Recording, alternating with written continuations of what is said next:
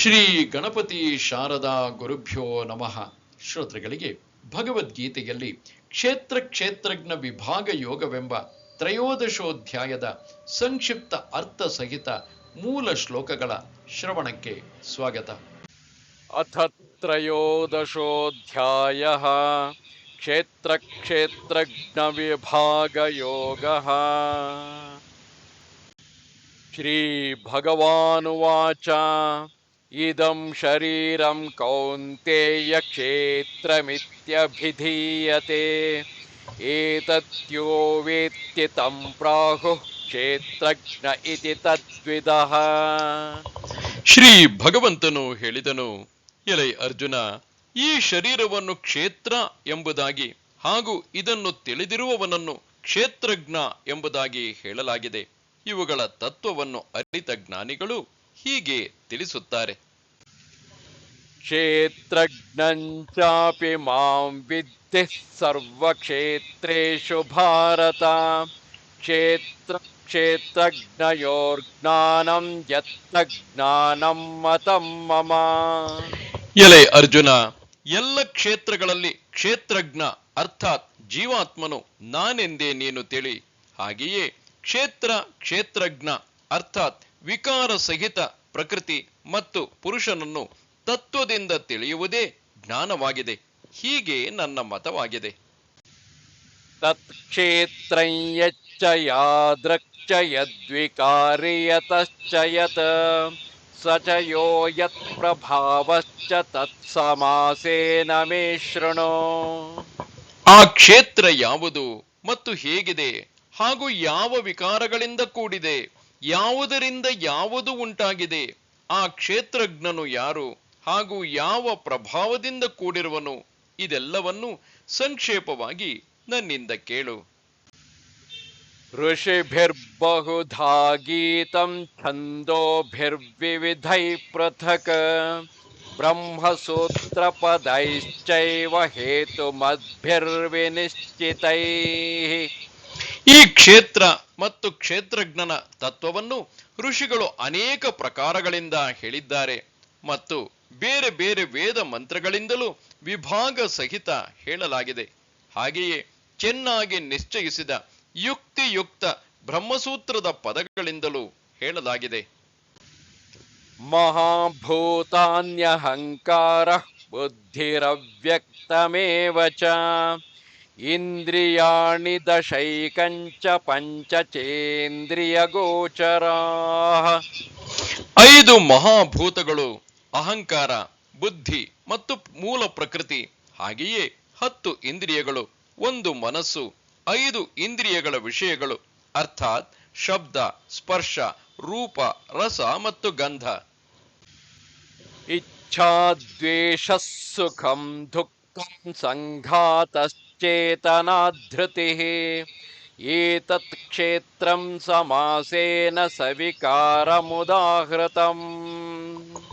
ಹಾಗೆಯೇ ಇಚ್ಛಾ, ದ್ವೇಷ, ಸುಖ, ದುಃಖ, ಸ್ಥೂಲ ದೇಹದ ಪಿಂಡ, ಚೈತನ್ಯ ಹಾಗೂ ಧೃತಿ, ಹೀಗೆ ವಿಕಾರಗಳ ಸಹಿತ ಈ ಕ್ಷೇತ್ರವನ್ನು ಸಂಕ್ಷೇಪವಾಗಿ ಹೇಳಲಾಗಿದೆ. ಅಮಾನಿತ್ವಮದಂಭಿತ್ವಂ ಅಹಿಂಸಾ ಕ್ಷಾಂತಿರಾರ್ಜವಂ ಆಚಾರ್ಯೋಪಾಸನಂ ಶೌಚಂ ಸ್ಥೈರ್ಯಮಾತ್ಮವಿನಿಗ್ರಹಃ. ಹಿರಿತನದ ಅಭಿಮಾನ ಇಲ್ಲದಿರುವುದು, ಡಂಭಾಚಾರ ಮಾಡದಿರುವುದು, ಯಾವುದೇ ಪ್ರಾಣಿಯನ್ನು ಯಾವ ರೀತಿಯಿಂದಲೂ ಹಿಂಸಿಸದಿರುವುದು, ಕ್ಷಮಿಸುವುದು, ಮನಸ್ಸು ವಾಣಿಗಳಲ್ಲಿ ಸರಳತೆ, ಶ್ರದ್ಧಾ ಭಕ್ತಿ ಸಹಿತ ಗುರುಗಳ ಸೇವೆ, ಅಂತರ್ಬಾಹ್ಯ ಶುದ್ಧಿ, ಅಂತಃಕರಣದ ಸ್ಥಿರತೆ ಮತ್ತು ಮನಸ್ಸು ಇಂದ್ರಿಯಗಳ ಸಹಿತ ಶರೀರದ ನಿಗ್ರಹ. ಇಂದ್ರಿಯಾರ್ಥೇಷು ವೈರಾಗ್ಯಂ ಅನಹಂಕಾರ ಏವ ಚ ಜನ್ಮ ಮೃತ್ಯುಜರಾ ವ್ಯಾಧಿ ದುಃಖ ದೋಷಾನುದರ್ಶನಂ. ಇಹಲೋಕ ಪರಲೋಕಗಳ ಸಮಸ್ತ ಭೋಗಗಳಲ್ಲಿ ಆಸಕ್ತಿಯ ಅಭಾವ ಮತ್ತು ಅಹಂಕಾರ ಇಲ್ಲದಿರುವುದು, ಹುಟ್ಟು, ಸಾವು, ವೃದ್ಧತ್ವ ಹಾಗೂ ರೋಗ ಮುಂತಾದವುಗಳಲ್ಲಿ ದುಃಖ ಮತ್ತು ದೋಷಗಳನ್ನು ಪದೇ ಪದೇ ವಿಚಾರ ಮಾಡುವುದು. असक्तिरनभिष्वङ्गः पुत्रदारगृहादिषु नित्यञ्च समचित्तत्वम् इष्टानिष्टोಪಪತ್ತಿಷು. ಪುತ್ರ, ಪತ್ನಿ, ಗೃಹ, ಧನಾದಿಗಳಲ್ಲಿನ ಆಸಕ್ತಿಯ ಅಭಾವ ಮತ್ತು ಮಮತೆ ಇಲ್ಲದಿರುವುದು. ಹಾಗೆಯೇ ಪ್ರಿಯ ಹಾಗೂ ಅಪ್ರಿಯಗಳ ಪ್ರಾಪ್ತಿಯಲ್ಲಿ ಚಿತ್ತವು ಸದಾ ಸಮವಾಗಿರುವುದು. ಮಯಿ ಚಾನನ್ಯಯೋಗೇನ ಭಕ್ತಿರವ್ಯಭಿಚಾರಿಣಿ ವಿವಿಕ್ತದೇಶ ಸೇವಿತ್ವಂ ಅರತ್ಯರ್ಜನ ಸಂಸದಿ. ಪರಮೇಶ್ವರನಾದ ನನ್ನಲ್ಲಿ ಅನನ್ಯ ಯೋಗದಿಂದ ಅವ್ಯಭಿಚಾರಿಣಿ ಭಕ್ತಿ, ಹಾಗೆಯೇ ಏಕಾಂತದಲ್ಲಿ ಮತ್ತು ಶುದ್ಧ ಪ್ರದೇಶದಲ್ಲಿ ವಾಸಿಸುವ ಸ್ವಭಾವ, ವಿಷಯಾಸಕ್ತ ಮನುಷ್ಯರ ಸಹವಾಸದಲ್ಲಿ ಪ್ರೀತಿ ಇಲ್ಲದಿರುವಿಕೆ, ಅಧ್ಯಾತ್ಮಜ್ಞಾನ ನಿತ್ಯತ್ವಂ ತತ್ವಜ್ಞಾನಾರ್ಥದರ್ಶನಂ ಏತಜ್ಞಾನಮಿತಿ ಪ್ರೋಕ್ತಂ ಅಜ್ಞಾನಂ ಯದತೋನ್ಯಥಾ. ಅಧ್ಯಾತ್ಮ ಜ್ಞಾನದಲ್ಲಿ ನಿತ್ಯ ಸ್ಥಿತಿ ಮತ್ತು ತತ್ವಜ್ಞಾನ ಅರ್ಥರೂಪಿ ಪರಮಾತ್ಮನನ್ನೇ ನೋಡುವುದು, ಇವೆಲ್ಲವೂ ಜ್ಞಾನವಾಗಿದೆ. ಇದಕ್ಕೆ ವಿರುದ್ಧವಾದುದು ಅಜ್ಞಾನವಾಗಿದೆ ಎಂದು ಹೇಳಲಾಗಿದೆ.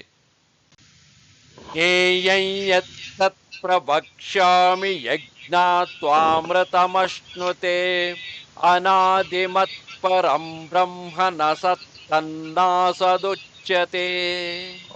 ತಿಳಿಯಲು ಯೋಗ್ಯವಾದುದು ಹಾಗೂ ಯಾವುದನ್ನು ತಿಳಿದು ಮನುಷ್ಯನು ಪರಮಾನಂದವನ್ನು ಪಡೆಯುವನೋ ಅದನ್ನು ಚೆನ್ನಾಗಿ ಹೇಳುವೆನು.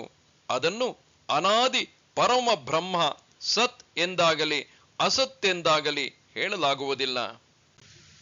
ಸರ್ವತಃ ಪಾಣಿಪಾದಂ ತತ್ ಸರ್ವತೋಕ್ಷಿಶಿರೋಮುಖಂ ಸರ್ವತಃ ಶ್ರುತಿಮಲ್ಲೋಕೆ ಸರ್ವಮಾವೃತ್ಯ ತಿಷ್ಠತಿ. ಅದು ಎಲ್ಲಾ ಕಡೆ ಕೈಕಾಲುಗಳುಳ್ಳದ್ದು, ಎಲ್ಲ ಕಡೆ ಕಣ್ಣು ತಲೆ ಮುಖಗಳುಳ್ಳದ್ದು, ಎಲ್ಲ ಕಡೆ ಕಿವಿಗಳುಳ್ಳದ್ದು ಆಗಿದೆ. ಏಕೆಂದರೆ ಅದು ಜಗತ್ತಿನಲ್ಲಿ ಎಲ್ಲವನ್ನೂ ವ್ಯಾಪಿಸಿಕೊಂಡು ಸ್ಥಿರವಾಗಿದೆ. ಸರ್ವೇಂದ್ರಿಯ ಗುಣಾಭಾಸಂ ಸರ್ವೇಂದ್ರಿಯ ವಿವರ್ಜಿತಂ ಅಸಕ್ತಂ ಸರ್ವಭೃಚ್ಚೈವ ನಿರ್ಗುಣಂ ಗುಣಭೋಕ್ತೃ ಚ. ಅದು ಎಲ್ಲ ಇಂದ್ರಿಯಗಳ ವಿಷಯಗಳನ್ನು ಬಲ್ಲದು, ಆದರೆ ವಾಸ್ತವವಾಗಿ ಎಲ್ಲ ಇಂದ್ರಿಯಗಳಿಂದ ರಹಿತವಾಗಿದೆ.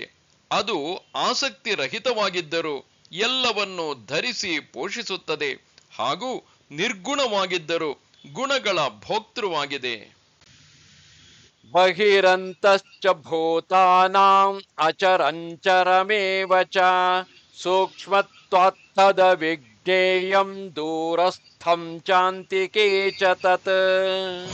ಅದು ಚರಾಚರ ಎಲ್ಲ ಪ್ರಾಣಿಗಳ ಒಳಗೆ ಹೊರಗೆ ಪರಿಪೂರ್ಣವಾಗಿದೆ. ಹಾಗೆಯೇ ಚರಾಚರವು ಅದೇ ಆಗಿದೆ. ಅದು ಸೂಕ್ಷ್ಮವಾಗಿರುವುದರಿಂದ ತಿಳಿಯಲು ಬರುವುದಿಲ್ಲ, ಹಾಗೂ ಸಮೀಪದಲ್ಲಿ ಮತ್ತು ದೂರವೂ ಇರುವುದು ಅದೇ ಆಗಿದೆ. ಅವಿಭಕ್ತಂಚ ಭೂತೇಷು ವಿಭಕ್ತಮಿವ ಚ ಸ್ಥಿತಂ ಭೂತಭರ್ತೃ ಚ ತಜ್ಞೇಯಂ ಗ್ರಸಿಷ್ಣು ಪ್ರಭವಿಷ್ಣು ಚ. ಆ ಪರಮಾತ್ಮನು ವಿಭಾಗ ರಹಿತ ಏಕರೂಪದಿಂದ ಆಕಾಶದಂತೆ ಪರಿಪೂರ್ಣನಾಗಿದ್ದರೂ ಚರಾಚರ ಸಮಸ್ತ ಪ್ರಾಣಿಗಳಲ್ಲಿ ವಿಭಕ್ತನಾದಂತೆ ಸ್ಥಿತನಾಗಿ ತೋರುತ್ತಾನೆ. ಹಾಗೆಯೇ ತಿಳಿಯಲು ಯೋಗ್ಯನಾದ ಆ ಪರಮಾತ್ಮನು ವಿಷ್ಣು ರೂಪದಿಂದ ಪ್ರಾಣಿಗಳ ಧಾರಣೆ ಪೋಷಣೆ ಮಾಡುವನು, ರುದ್ರ ರೂಪದಿಂದ ಸಂಹಾರ ಮಾಡುವನು, ಹಾಗೂ ಬ್ರಹ್ಮರೂಪದಿಂದ ಎಲ್ಲರನ್ನೂ ಸೃಷ್ಟಿ ಮಾಡುವವನು. ಜ್ಯೋತಿಷಾಮಪಿ ತಜ್ಜ್ಯೋತಿಃ ತಮಸಃ ಪರಮುಚ್ಯತೆ ಜ್ಞಾನಂ ಜ್ಞೇಯಂ ಜ್ಞಾನಗಮ್ಯಂ ಹೃದಯ ಸರ್ವಸ್ಯ ವಿಷ್ಠಿತಂ. ಆ ಪರಬ್ರಹ್ಮವು ಜ್ಯೋತಿಗಳಿಗೂ ಜ್ಯೋತಿಯು ಮತ್ತು ಮಾಯೆಗಿಂತ ಅತೀತವು, ಬೋಧ ಸ್ವರೂಪವು, ತಿಳಿಯಲು ಯೋಗ್ಯವು, ತತ್ವಜ್ಞಾನದಿಂದ ತಿಳಿಯುವಂತಹುದು ಆಗಿದೆ. ಹಾಗೆಯೇ ಅದು ಎಲ್ಲರ ಹೃದಯದಲ್ಲಿ ವಿಶೇಷ ರೂಪದಿಂದ ನೆಲೆಸಿದೆ. ಇತಿ ಕ್ಷೇತ್ರಂ ತಥಾ ಜ್ಞಾನಂ ಜ್ಞೇಯಂ ಚೋಕ್ತಂ ಸಮಾಸತಃ ಮದ್ಭಕ್ತಯೇ ತದ್ವಿಜ್ಞಾಯ ಮದ್ಭಾವಾಯೋಪಪದ್ಯತೆ. ಈ ಪ್ರಕಾರ ಕ್ಷೇತ್ರ, ಜ್ಞಾನ ಮತ್ತು ತಿಳಿಯಲು ಯೋಗ್ಯನಾದ ಪರಮಾತ್ಮನ ಸ್ವರೂಪವನ್ನು ಸಂಕ್ಷೇಪವಾಗಿ ಹೇಳಲಾಯಿತು. ನನ್ನ ಭಕ್ತನು ಇದನ್ನು ತತ್ವಶಃ ತಿಳಿದು ನನ್ನ ಸ್ವರೂಪವನ್ನೇ ಹೊಂದುವನು. ಪ್ರಕೃತಿಂ ಪುರುಷಂಚೈವ ವಿದ್ಯನಾದಿ ಉಭಾವಪಿ ವಿಕಾರಾಂಶ್ಚ ಗುಣಾಂಶ್ಚೈವ ವಿದ್ಧಿ ಪ್ರಕೃತಿ ಸಂಭವಾನ್. ಪ್ರಕೃತಿ ಮತ್ತು ಪುರುಷ ಇವೆರಡೂ ಅನಾದಿಯಾಗಿದೆ ಎಂದು ನೀನು ತಿಳಿ. ರಾಗ ದ್ವೇಷಾದಿ ವಿಕಾರಗಳನ್ನು ಹಾಗೂ ತ್ರಿಗುಣಾತ್ಮಕ ಎಲ್ಲ ಪದಾರ್ಥಗಳನ್ನು ಪ್ರಕೃತಿಯಿಂದಲೇ ಉತ್ಪನ್ನವಾದವು ಎಂದು ತಿಳಿ. ಕಾರ್ಯಕಾರಣ ಕರ್ತೃತ್ವೇ ಹೇತು ಪ್ರಕೃತಿರುಚ್ಯತೆ ಪುರುಷ ಸುಖ ದುಃಖಾನಾಂ ಭೋಕ್ತೃತ್ವೇ ಹೇತುರುಚ್ಯತೆ. ಕಾರ್ಯ ಮತ್ತು ಕರಣಗಳ ಉತ್ಪತ್ತಿಯ ಕಾರಣವು ಪ್ರಕೃತಿ ಎಂದು ಹೇಳಲಾಗಿದೆ. ಹಾಗೆಯೇ ಜೀವಾತ್ಮನು ಸುಖ ದುಃಖಗಳ ಭೋಕ್ತೃತ್ವದಲ್ಲಿ ಕಾರಣನೆಂದು ಹೇಳಲಾಗುತ್ತದೆ. ಪುರುಷ ಪ್ರಕೃತಿಸ್ಥೋ ಹಿ ಭುಂಕ್ತೆ ಪ್ರಕೃತಿಜಾನ್ ಗುಣಾನ್ ಕಾರಣಂ ಗುಣ ಸಂಗೋಸ್ಯ ಸದಸದ್ಯೋ ನಿಜನ್ಮಸು. ಪ್ರಕೃತಿಯಲ್ಲಿ ಸ್ಥಿತನಾದ ಪುರುಷನೇ ಪ್ರಕೃತಿಯಿಂದ ಉಂಟಾಗುವ ತ್ರಿಗುಣಾತ್ಮಕ ಪದಾರ್ಥಗಳನ್ನು ಭೋಗಿಸುತ್ತಾನೆ ಮತ್ತು ಈ ಗುಣಗಳ ಸಂಘವೇ ಈ ಜೀವಾತ್ಮನ ಒಳ್ಳೆಯ ಹಾಗೂ ಕೆಟ್ಟ ಯೋನಿಗಳಲ್ಲಿ ಹುಟ್ಟಲು ಕಾರಣವಾಗಿದೆ. ಉಪದೃಷ್ಟಾನುಮಂತಾ ಚ ಭರ್ತಾ ಭೋಕ್ತಾ ಮಹೇಶ್ವರಃ ಪರಮಾತ್ಮೇತಿ ಚಾಪ್ಯುಕ್ತಃ ದೇಹೇಸ್ಮಿನ್ ಪುರುಷಃ ಪರಃ. ಈ ದೇಹದಲ್ಲಿ ಇರುವ ಆತ್ಮನು ವಾಸ್ತವವಾಗಿ ಪರಮಾತ್ಮನೇ ಆಗಿದ್ದಾನೆ. ಅವನು ಸಾಕ್ಷಿಯಾಗಿರುವುದರಿಂದ ಉಪದೃಷ್ಟ ಮತ್ತು ನಿಜ ಸಮ್ಮತಿ ಕೊಡುವವನಾದ್ದರಿಂದ ಹನುಮಂತ, ಎಲ್ಲರ ಧಾರಣೆ ಪೋಷಣೆ ಮಾಡುವವನಾದ್ದರಿಂದ ಭರ್ತ, ಜೀವರೂಪದಿಂದ ಭೋಕ್ತ, ಬ್ರಹ್ಮ ಮೊದಲಾದವರ ಒಡೆಯನಾದ್ದರಿಂದ ಮಹೇಶ್ವರ ಮತ್ತು ಶುದ್ಧ ಸಚ್ಚಿದಾನಂದ ಘನನಾದ್ದರಿಂದ ಪರಮಾತ್ಮ ಎಂದು ಹೇಳಲಾಗುತ್ತದೆ. ಯಯೇವಂ ವೇತ್ತಿ ಪುರುಷಂ ಪ್ರಕೃತಿಂಚ ಗುಣೈಃ ಸಹ ಸರ್ವಥಾ ವರ್ತಮಾನೋಪಿ ನ ಸ ಭೂಯೋಭಿಜಾಯತೆ. ಹೀಗೆ ಪುರುಷನನ್ನು ಮತ್ತು ಗುಣಗಳ ಸಹಿತ ಪ್ರಕೃತಿಯನ್ನು ತತ್ವಶಃ ತಿಳಿಯುವ ಮನುಷ್ಯನು ಎಲ್ಲ ರೀತಿಯಿಂದ ಕರ್ತವ್ಯ ಕರ್ಮಗಳನ್ನು ಮಾಡುತ್ತಾ ಇದ್ದರೂ ಪುನಃ ಹುಟ್ಟುವುದಿಲ್ಲ. ಧ್ಯಾನೇನಾತ್ಮನಿ ಪಶ್ಯಂತಿ ಕೇಚಿದಾತ್ಮಾನಮಾತ್ಮನಾ ಅನ್ಯೇ ಸಾಂಖ್ಯೇನ ಯೋಗೇನ ಕರ್ಮಯೋಗೇನ ಚಾಪರೇ. ಆ ಪರಮಾತ್ಮನನ್ನು ಎಷ್ಟೋ ಜನರು ಶುದ್ಧವಾದ ಸೂಕ್ಷ್ಮ ಬುದ್ಧಿಯಿಂದ ಧ್ಯಾನದ ಮೂಲಕ ಹೃದಯದಲ್ಲಿ ನೋಡುತ್ತಾರೆ. ಇತರ ಎಷ್ಟೋ ಜನರು ಜ್ಞಾನಯೋಗದ ಮೂಲಕ ಮತ್ತು ಇನ್ನು ಕೆಲವರು ಕರ್ಮಯೋಗದ ಮೂಲಕ ನೋಡುತ್ತಾರೆ, ಅಂದರೆ ಪಡೆದುಕೊಳ್ಳುತ್ತಾರೆ. ಅನ್ಯೇ ತ್ವೇವಮಜಾನಂತ ಶ್ರುತ್ವಾನ್ಯೇಭ್ಯ ಉಪಾಸತೆ ತೇಪಿ ಚಾತಿತರಂತ್ಯೇವ ಮೃತ್ಯುಂ ಶ್ರುತಿಪರಾಯಣಾಃ. ಆದರೆ ಇವರಿಗಿಂತ ಬೇರೆಯಾದ ಅರ್ಥಾತ್ ಮಂದ ಬುದ್ಧಿಯ ಪುರುಷರು ಈ ಪ್ರಕಾರ ತಿಳಿಯದವರಾಗಿ ಇತರರಿಂದ ಅಂದರೆ ತತ್ವಜ್ಞಾನಿ ಪುರುಷರಿಂದ ಕೇಳಿಯೇ ಅದರಂತೆ ಉಪಾಸನೆ ಮಾಡುತ್ತಾರೆ. ಹಾಗೂ ಆ ಶ್ರವಣ ಪರಾಯಣರಾದವರು ಕೂಡ ಮೃತ್ಯುರೂಪಿ ಸಂಸಾರ ಸಾಗರವನ್ನು ನಿಸ್ಸಂದೇಹವಾಗಿ ದಾಟಿ ಹೋಗುತ್ತಾರೆ. ಯಾವತ್ ಸಂಜಾಯತೆ ಕಿಂಚಿತ್ ಸತ್ವಂ ಸ್ಥಾವರ ಜಂಗಮಂ ಕ್ಷೇತ್ರ ಕ್ಷೇತ್ರಜ್ಞ ಸಂಯೋಗಾತ್ ತದ್ವಿದ್ಧಿ ಭರತರ್ಷಭ. ಎಲೈ ಅರ್ಜುನ, ಎಷ್ಟು ಸ್ಥಾವರ ಜಂಗಮ ಪ್ರಾಣಿಗಳು ಹುಟ್ಟುತ್ತವೋ ಅವೆಲ್ಲವನ್ನೂ ಕ್ಷೇತ್ರ ಮತ್ತು ಕ್ಷೇತ್ರಜ್ಞರ ಸಂಯೋಗದಿಂದಲೇ ಉಂಟಾಗುತ್ತವೆ ಎಂದು ನೀನು ತಿಳಿ. ಸಮಂ ಸರ್ವೇಷು ಭೂತೇಷು ತಿಷ್ಠಂತಂ ಪರಮೇಶ್ವರಂ ವಿನಶ್ಯತ್ವಂ ವಿನಶ್ಯಂತಂ ಯಃ ಪಶ್ಯತಿ ಸ ಪಶ್ಯತಿ. ನಾಶವಾಗುತ್ತಿರುವ ಎಲ್ಲ ಚರಾಚರ ಪ್ರಾಣಿಗಳಲ್ಲಿರುವ ಪರಮೇಶ್ವರನನ್ನು ಅವಿನಾಶಿ ಮತ್ತು ಸಮಭಾವದಿಂದ ಸ್ಥಿತನಾಗಿ ನೋಡುವ ಪುರುಷನೇ ಯಥಾರ್ಥವಾಗಿ ನೋಡುತ್ತಾನೆ. ಸಮಂ ಪಶ್ಯನ್ ಹಿ ಸರ್ವತ್ರ ಸಮವಸ್ಥಿತಮೀಶ್ವರಂ ನ ಹಿ ನಸ್ತ್ಯಾತ್ಮನಾತ್ಮಾನಂ ತತೋ ಯಾತಿ ಪರಾಂ ಗತಿಂ. ಏಕೆಂದರೆ ಎಲ್ಲರಲ್ಲಿ ಸಮಭಾವದಿಂದ ಇರುವ ಪರಮೇಶ್ವರನನ್ನು ಸಮಾನವಾಗಿ ನೋಡುತ್ತಾ ತಾನೇ ತನ್ನನ್ನು ನಾಶ ಮಾಡಿಕೊಳ್ಳದಿರುವುದರಿಂದ ಆ ಪುರುಷನು ಪರಮ ಗತಿಯನ್ನು ಪಡೆಯುತ್ತಾನೆ. ಪ್ರಕೃತ್ಯೇವ ಚ ಕರ್ಮಾಣಿ ಕ್ರಿಯಮಾಣಾನಿ ಸರ್ವಶಃ ಯಃ ಪಶ್ಯತಿ ತಥಾತ್ಮಾನಂ ಅಕರ್ತಾರಂ ಸ ಪಶ್ಯತಿ. ಮತ್ತು ಸಮಸ್ತ ಕರ್ಮಗಳು ಎಲ್ಲ ರೀತಿಯಿಂದ ಪ್ರಕೃತಿಯಿಂದಲೇ ಮಾಡಲ್ಪಡುತ್ತವೆ ಎಂದು ನೋಡುವವನು ಹಾಗೂ ಆತ್ಮನು ಅಕರ್ತ ಎಂದು ನೋಡುವವನೇ ಯಥಾರ್ಥವಾಗಿ ನೋಡುತ್ತಾನೆ. ಯದಾ ಭೂತ ಪೃಥಗ್ ಭಾವಂ ಏಕಸ್ಥಮನುಪಶ್ಯತಿ ತತ ಏವ ಚ ವಿಸ್ತಾರಂ ಬ್ರಹ್ಮ ಸಂಪದ್ಯತೆ ತದಾ.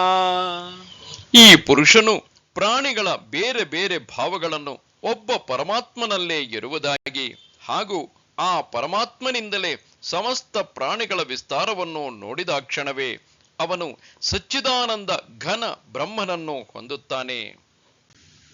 ಅನಾದಿತ್ವಾನ್ ನಿರ್ಗುಣತ್ವಾತ್ ಪರಮಾತ್ಮಾಯಮವ್ಯಯಃ ಶರೀರಸ್ಥೋಪಿ ಕೌಂತೇಯ ನ ಕರೋತಿ ನ ಲಿಪ್ಯತೆ. ಎಲೆ ಅರ್ಜುನ, ಈ ಅವಿನಾಶಿ ಪರಮಾತ್ಮನು ಅನಾದಿ ಮತ್ತು ನಿರ್ಗುಣನಾದ್ದರಿಂದ ಶರೀರದಲ್ಲಿ ವಾಸಿಸುತ್ತಿದ್ದರೂ ವಾಸ್ತವಿಕವಾಗಿ ಏನನ್ನೂ ಮಾಡುವುದಿಲ್ಲ ಹಾಗೂ ಲಿಪ್ತನಾಗುವುದೂ ಇಲ್ಲ. ಯಥಾ ಸರ್ವಗತಂ ಸೌಕ್ಷ್ಮ್ಯಾತ್ ಆಕಾಶಂ ನೋಪಲಿಪ್ಯತೆ ಸರ್ವತ್ರಾವಸ್ಥಿತೋ ದೇಹೇ ತಥಾತ್ಮಾನೋಪಲಿಪ್ಯತೆ.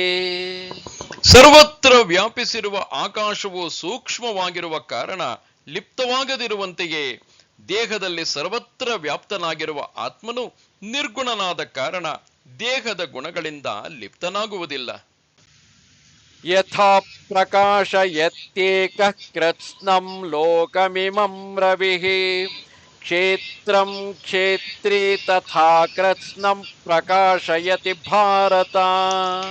ಎಲೆ ಅರ್ಜುನ, ಒಬ್ಬನೇ ಸೂರ್ಯನು ಈ ಸಂಪೂರ್ಣ ಬ್ರಹ್ಮಾಂಡವನ್ನು ಬೆಳಗಿಸುವಂತೆಯೇ ಒಬ್ಬನೇ ಆತ್ಮನು ಸಂಪೂರ್ಣ ಕ್ಷೇತ್ರವನ್ನು ಪ್ರಕಾಶಿಸುತ್ತಾನೆ. ಕ್ಷೇತ್ರ ಕ್ಷೇತ್ರಜ್ಞಯೋರೇವಂ ಅಂತರಂ ಜ್ಞಾನಚಕ್ಷುಷಾ ಭೂತ ಪ್ರಕೃತಿ ಮೋಕ್ಷಂಚ ಯೇ ವಿದುರ್ಯಾಂತಿ ತೇ ಪರಂ. ಈ ಪ್ರಕಾರ ಕ್ಷೇತ್ರ ಮತ್ತು ಕ್ಷೇತ್ರಜ್ಞರ ಭೇದವನ್ನು ಹಾಗೆಯೇ ಕಾರ್ಯ ಸಹಿತ ಪ್ರಕೃತಿಯಿಂದ ಮುಕ್ತನಾಗುವ ಮಾರ್ಗವನ್ನು ಜ್ಞಾನ ದೃಷ್ಟಿಯಿಂದ ತತ್ವಶಃ ತಿಳಿದ ಮಹಾತ್ಮರು ಪರಬ್ರಹ್ಮ ಪರಮಾತ್ಮನನ್ನು ಹೊಂದುತ್ತಾರೆ. ಓಂ ತತ್ಸದಿತಿ ಶ್ರೀಮದ್ಭಗವದ್ಗೀತಾಸು ಉಪನಿಷತ್ಸು ಬ್ರಹ್ಮವಿದ್ಯಾಯಾಂ ಯೋಗಶಾಸ್ತ್ರೇ ಶ್ರೀಕೃಷ್ಣಾರ್ಜುನ ಸಂವಾದೆ ಕ್ಷೇತ್ರ ಕ್ಷೇತ್ರಜ್ಞ ವಿಭಾಗ ಯೋಗೋ ನಾಮ ತ್ರಯೋದಶೋಧ್ಯಾಯಃ. ನಮಸ್ತೆ ಶಾರದೆ ದೇವಿ ಕಾಶ್ಮೀರ ಪುರವಾಸಿನಿ ತ್ವಾಮಹಂ ಪ್ರಾರ್ಥಯೇ ನಿತ್ಯಂ ವಿದ್ಯಾದಾನಂಚ ದೇಹಿಮೆ. ನಮಸ್ಕಾರ.